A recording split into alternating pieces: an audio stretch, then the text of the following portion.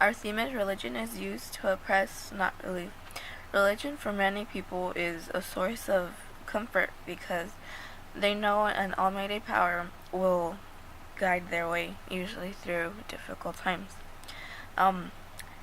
They usually rely on hope and faith to continue believing and receiving comfort. But in the Handmaid's Tale, the Republic of Gilead uses religion to justify acts that is indeed oppressing people from their natural state. Religion is not mainly used for comfort anymore, but to make the people fit into the standards that are seen to be widely known as accepted by the Almighty. We are containers. It's not only the insides of our bodies that are important. The outside can become hard and wrinkled for all they care, like the shell of a nut. Page 96. This metaphor shows how women are now seen as objects who only serve to reproduce. They are now held to a certain standards and are required to follow rules that were not set in place before. Alfred mentions how women were containers and how it was only what they held inside that was important. They only served one purpose, and if the women did not fulfill their duty, then they are shunned and sent to live with the unwilling. It is not how they felt that was important, but what they can contribute to society, and that was bearing children.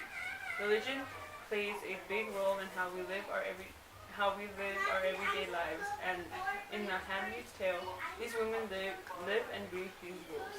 So much to the point where they start seeing themselves differently and begin to see what they used to do as repulsive. Okay. My quote for irony is, there is nothing for them to do with women. I'm not talking about sex, he says. That was part of it. The sex was too easy. Anyone could just buy it. There was nothing to work for, nothing to fight for. We have the stats from that time. You know what they were complaining about the most? Inability to feel. Men were turning off on sex even. They were turning off on marriage. So the dissatisfaction felt by men in society during this time, leading up to the shift in power, was great regarding romantic relationships between men and women. This shift was intended to improve on these conditions and make relationships more substantial, as well as revive the religious aspect of relationships such as marriage. However, as we see with the characters, sentiment is now more difficult to experience, as relationships are virtually impossible to create with one another in this society. This leaves men hungry for affection, which was the problem to solve in the first place. Only now the restrictions are greater.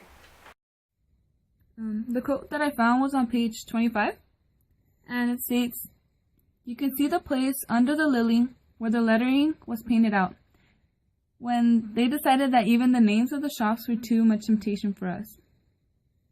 The signs on page 25 symbolize society's intent to control women and keep them from having the ability to take part in society.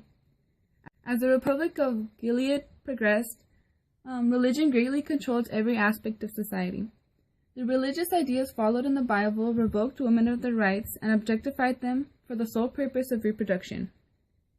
In order to follow through with these beliefs, women were stripped from any opportunity to read with the purpose of creating a more illiterate group of people, which would be easier to control as they would have to rely on what they are told. My rhetorical device was repetition, and the quote that I chose was on page 72. It says, "Her fault, her fault, her fault," we chant in unison. Who let them on? Aunt Helena beams. Please with us. She did, she did, she did. Why did God allow such a terrible thing to happen? Teach her a lesson, teach her a lesson, teach her a lesson. Last week, Janine burst into tears. Janine was a person that had an object of both pity and revulsion. It seemed that she craved attention and behaved differently from others. Other than that, she has been through a lot and lost many things in her life, including her 2 babies. The first baby was handed to the commander after a month it was born, and the second baby was too imperfect to last. Although Janine has been through hell, everyone seemed to judge her for having imperfection. They think God put her through all this because she needed to learn a lesson, as it said in the quote. Religion is used to oppress, not to relieve in this part, especially because by them bringing the presence of God, they are pretty much trying to convince her that she is not good enough and that God doesn't love her. But obviously that's not true. This isn't relieving her at all, especially because it's reminding her of all she's been through and all the mistakes that she has made. It's not fair for them to be saying this. It's not fair for them to be saying this after all she has been through and all the bad days.